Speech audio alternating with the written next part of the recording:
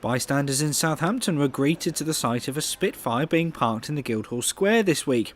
This was to celebrate the world premiere of The Shadow Factory at the city's newest theatre. The opening production is a story that I heard about 3 years ago, which is bizarrely untold, given its significance, and it tells the story of the 35 shadow factories that were created in Southampton, mini factories, effectively grocery stores, laundries and so forth, private businesses that were taken over and transformed into Spitfire manufacturing factories.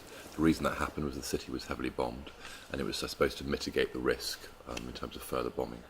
So the play that we've got focuses on two specific areas. One is a sort of fictional laundry family called the Dimmocks, and another is Hursley House up near Winchester, which was absolutely taken over to become the design headquarters. The play makes use of state-of-the-art set and lighting design, but also an accomplished cast to bring the story to life, including members of the local community. So we sort of rather perversely dumped 9 tons of concrete into our new theatre for the first show. So there's a great sort of monolithic slab in the middle of the space.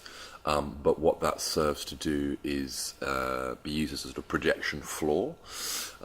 Projection allows us to move around to the different locations that the play's set in.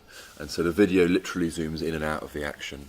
And then above them we've suspended these 36 what are called nano winches, from which we can drop in and out these sort of light bars, so as to create both the architectural shapes of the different spaces that we're in, but also the sort of idea of flight. Great cast, really lovely. Anita Dobson, who's absolutely wonderful and who brings it every night. I mean, I've never seen an audience actually respond so much to such warmth in her. She's terrific.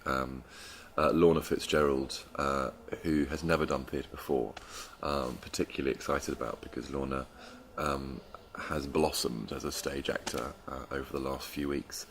In many ways, The Shadow Factory feels more like an opening project than it does just a play.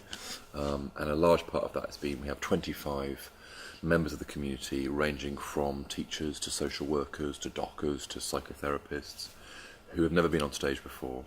And who have been incredibly hardworking and have created something really beautiful. So sort of very proud that that's part of the opening message of the building. The new theatre space is built on the site of a former department store, which they pay tribute to inside. So the old Tyrrell and Greens department store was the site that this building now inhabits.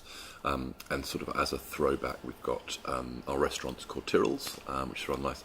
And even better than that, the restaurant in Tyrrell's was called the Barova restaurant. I think it's an inversion of Above Bar, which is the street that this is on. And so we have a room in here called Barova Room, and we found the original sign to the Barova restaurant, which is a sort of big metal, slightly rusted thing now, which we've put into the glass top of a table. So there are definite sort of ghosts of the past here. Richard Stringer, That's TV.